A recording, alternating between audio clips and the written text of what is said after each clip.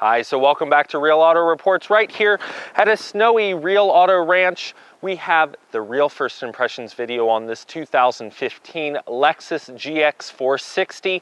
And for 2015, we're going to talk about the whole new outside look on the front and rear, and of course give you the rest of our first impressions again on the vehicle. So let's jump in and see what's all new in 2015 for this GX 460 from Lexus. All right, so from the front, on this 2015 Lexus GX 460, what you're going to notice is that from here back, so from the front lip of the hood back, has not really changed. What has changed is the spindle grille in this entire front fascia. So finally they've brought the GX 460 into the design language of the rest of the Lexus family. And this happened last model year in 2015. We looked at the 2013, which had the, well, to put it in the words of another automotive review publication, it had been beaten with the ugly stick. Well, I don't know if that's necessarily true, but it definitely was an older design language from Toyota, really, because this vehicle in other markets is the Land Cruiser Prado. So what we have now is a better looking, more in tune with the design Lexus GX 460. Notice the running lights that you would see in the drive up part of our video, and the headlights and all of that, the fog lights down here in the bottom. You have a lot of good looking features now added to a pretty capable off-road vehicle. Let's go take a look at the side. All right, so from the side, the biggest change that you're going to see here is how the rear taillights are integrated into the side of the body, because this is where the majority of the change was out back. But all in all, the rest of this should look pretty familiar from our 2013 review. Of course, you have some nice accent pieces like your door handles here in the chrome and the body color top and bottom. It's touch entry, so when you have the key on you here, you can lock and unlock the vehicle, and you have your running boards, and your mirrors will fold, but not with the lock and unlock of the vehicle. They will fold if you hit the switch, which is an interesting differentiation given the luxury aspect of this vehicle. Also, there are some air fins to help the air direct around the vehicle and keep it more stable at speed. And then your running boards here that are built in, color keyed, but they do, from a first impressions perspective, have some interesting problems in that my foot doesn't really fit on them, and they cut me off right about the ankles when it's at this normal ride height, not the lowered ride height that you can put the variable suspension in for accessibility. The other thing is that, well, when you get in, the running boards don't give you a lot of space for your rear passengers. Notice back, well, you have to actually unlock the car, but notice in the back, it cuts in, and you can't really see this, but we'll give you a picture. There's not a lot of foot room there when you exit from your third row passengers. But all in all, the design is nice. You have low profile luggage rack up above and everything you'd expect from a vehicle of this luxury category. The thing I also like and want to point out is that this has nice thick tires on it, these Michelins, along with the nice looking rims, but the sidewalls actually come out away from the rim, helping to protect it more like a truck, less like a sports car. And that's important for longevity of the rims and for some off-road and, well, in-town even capability with curbs. Let's take a look at the back, and then we'll go inside and under the hood. All right, so from the back with the GX 460, basically it's a light redesign. It still has the same style rear treatment pretty much. You have different tail lights here with the LEDs. You still have your lip spoiler with your recessed rear wiper and of course your third brake light that you would expect. You have your rear window that will pop from this button or from the key, which is not something you find in a whole lot of SUVs anymore.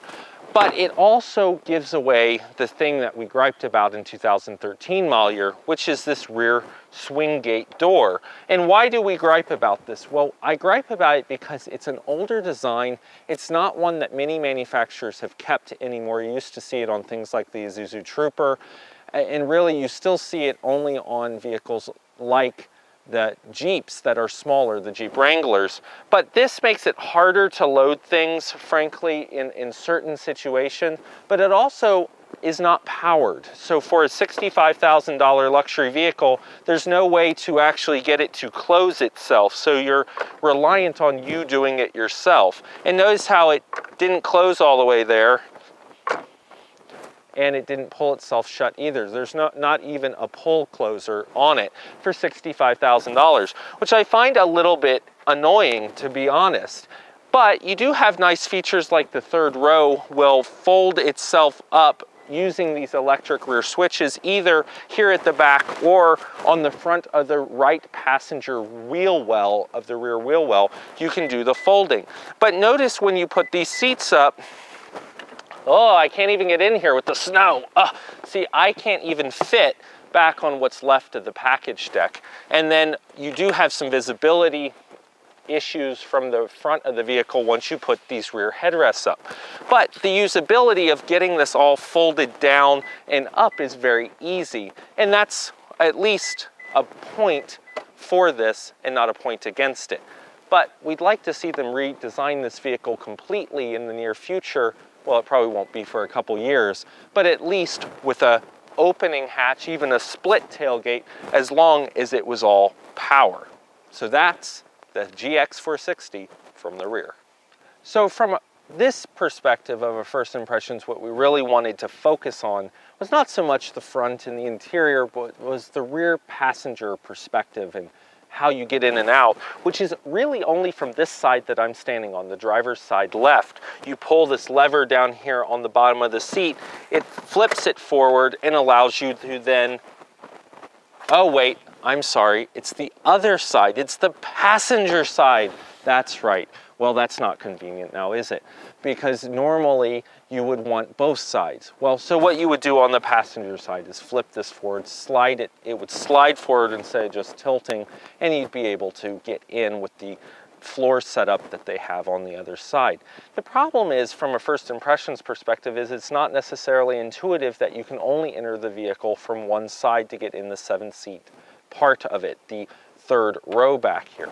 So that's something that we noticed in using it. We'll talk about more in our real video, the real review. But from an interior perspective, it's well kitted out. It has leather everywhere. It has this lovely wood trim and the satin finishes and everything that you would basically expect from a luxury vehicle. It's just a question of whether the usability is there as compared to the competition. Let's take a look under the hood. We'll do our first impressions driving, and then we'll wrap up at the end. All right, so under the hood, you're going to find the 4.6 liter V8 engine with 301 horsepower. This engine will propel the vehicle, mated to the transmission that it has, right about 0 to 60 in 7.4 seconds, or at least those are the reports that we see out and around the automotive sphere.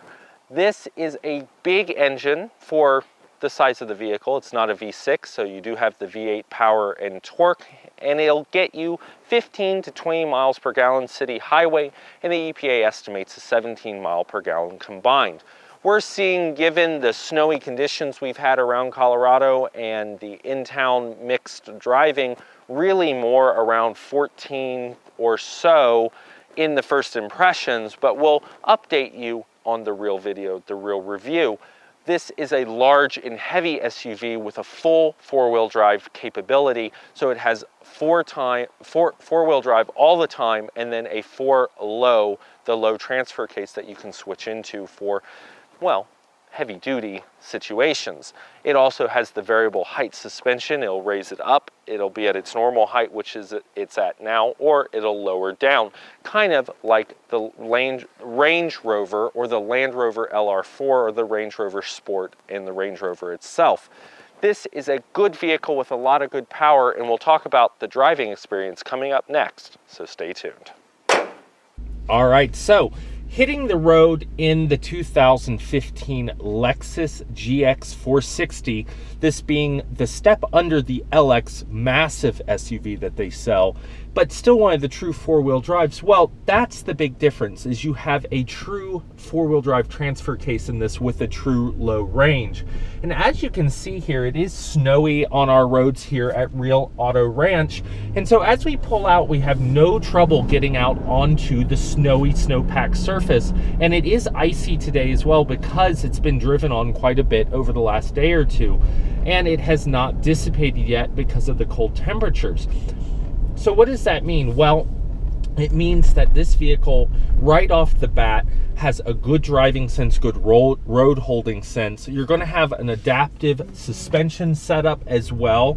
So you can basically make sure that you're in a comfort mode when you have passengers, or in a middle or full sport mode when you want to be a little bit more aggressive out on the road and get less of the body roll and things like that. Now, as we come down the hill here to our stop sign, what you're going to notice is that the brakes are easily modulated, so you don't have to engage ABS even in the slippery condition. But if you do slam on the brakes, you can see that it has a good ABS system to get you stopped, although you really don't need to if you're planning ahead. From a steering perspective, the GX 460 really, from a first impressions, drives very much like the 2013 that we saw. And you can see that it has all of the safety features where I got into the throttle hard there turning to keep you safe. It will not only provide anti-skid, but also traction control capabilities. Now, the steering on this, I believe, is very much like the Toyota 4Runner. It's going to have that, or even the larger Toyota brand SUVs, it's going to have this kind of more truck-based steering like the 4Runner, so it's going to take a lot more input to turn it than you might be expecting, given that it is a luxury SUV. So it does drive more like a truck and less like a crossover, and just be aware that this is not meant to be a sporty SUV at all. It is meant to be a capable off-road and in-town 7-passenger vehicle. So from a first impressions driving perspective, it drives smooth. The suspension is okay. We noticed less wallowing in this time around than we did in 2013 in the back, but definitely in the comfort setting, you're going to notice it kind of swaying more in the back of the vehicle without passengers in it. So you may want to switch up to the middle setting in the variable suspension if that is the case. So from a first impressions driving perspective, that's what we have to say on this GX 460. Let's check out the real wrap-up coming up next. So that's the real video, the real review on this 2015 Lexus GX 460. As we've said before, it is not an all-new vehicle, but it is a nice vehicle in that it has 7-seat capability. It has a full 4-wheel drive system, including a 4-low transfer case. It's really more of a truck base than a crossover car base, so it has a lot of off-road characteristics that will be good for you if that's the type of thing you like to do on an occasional basis with this kind of luxury vehicle. And we think that at a $65,000 price tag, well, it's not for everybody, but from a luxury perspective, it's actually pretty good value for the money, given all the technology, the performance, and even the fuel economy at 15 city, 20 highway, and 17 miles per gallon combined. Lexus is, well, giving the consumers an option here in the mid-size luxury SUV segment. So go check it out and come back for our real video, the real review, right here at Real Auto Reports. I'm Jonathan McGrew, and we'll see you down the road.